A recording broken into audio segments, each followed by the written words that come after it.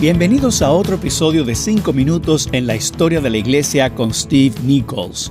En este momento estamos haciendo un recorrido por la vida, el pensamiento y el legado del reformador del siglo XVI, Martín Lutero, quien nació en Eisleben en 1483, donde también murió a la edad de 62 años en 1546. Lo cierto es que poco tiempo después de su nacimiento en Eisleben, la familia de Lutero decidió trasladarse a la ciudad de Mansfeld.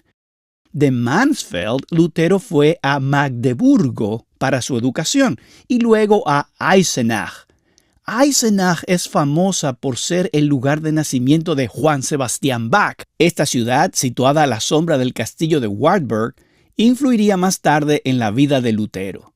En Eisenach, el joven Martín se destacó por ser buen estudiante. Tenía que cantar para poder cenar, por así decirlo, y por eso se ubicaba en una esquina de la calle y decía «Panum propter Deum», un pedazo de pan por amor de Dios. Quería que la gente le ayudara para poder comer, pero se convirtió eventualmente en un erudito y más tarde llegó a Erfurt. Erfurt era una verdadera ciudad universitaria. La universidad fue fundada en 1392 y la ciudad tenía muchas iglesias. Cuando Lutero estuvo allí a principios del siglo XVI, había 20,000 habitantes dentro de los muros de la ciudad. Además de sus numerosas iglesias, también contaba con un monasterio. Veamos entonces 5 cosas sobre Lutero en Erfurt. La primera es que Lutero estudió Derecho.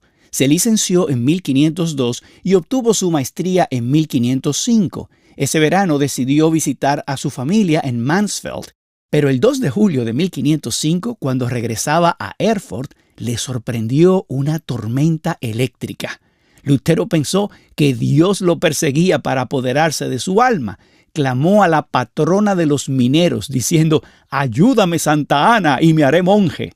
Para sorpresa de sus amigos y el enojo de su padre, Lutero cumplió su voto, entregó sus libros de derecho a sus amigos, organizó una fiesta y 2 semanas después ingresó en el monasterio agustino. Así pues, la entrada de Lutero en el monasterio es lo segundo que hay que destacar de su estancia en Erfurt. Una tercera cosa es lo que Lutero llamaría monacato. Lutero era un monje muy devoto. Pensaba que a través de su monacato podría alcanzar, de algún modo, la justificación. Más tarde en su vida, Lutero reflexionó sobre su tiempo en el monasterio y dijo, «Si alguna vez un monje llegó al cielo por medio del monacato, ese fui yo». Lutero se dedicó a abogar su caso delante de Dios. Lo cuarto que debemos saber sobre Erfurt es que fue desde aquí que Lutero fue enviado en peregrinación a Roma. A Johann von Staupitz, vicario general de los agustinos en esta región, le pidieron consejos sobre cómo lidiar con este monje en extremo celoso. Staupitz dijo que lo enviaran a Roma, que sería bueno para su alma. Lutero llegó allí y quedó totalmente desilusionado por lo que vio. Al subir la Scala Sancta o Escalera Santa, acto por el que los peregrinos ganaban una indulgencia plenaria, pronunció sus famosas palabras: «¿Quién sabe si es verdad?». Lutero buscaba algo en su iglesia y en su lugar encontró desilusión.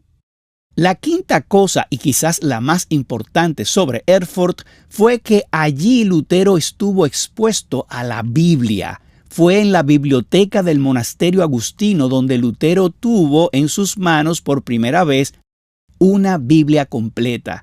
Y fue allí donde por primera vez Lutero tuvo la oportunidad de impartir conferencias utilizando la escritura misma. Más tarde se trasladó al monasterio agustino de Wittenberg y comenzó a enseñar del libro de los Salmos, la carta de Pablo a los Romanos, la carta a los Gálatas y el libro de Hebreos. No hay que pasar mucho tiempo en esos libros de la Biblia para reconocer que en ellos se encuentra la salvación que Lutero buscaba. Ese es Martín Lutero en Erfurt. Soy Steve Nichols.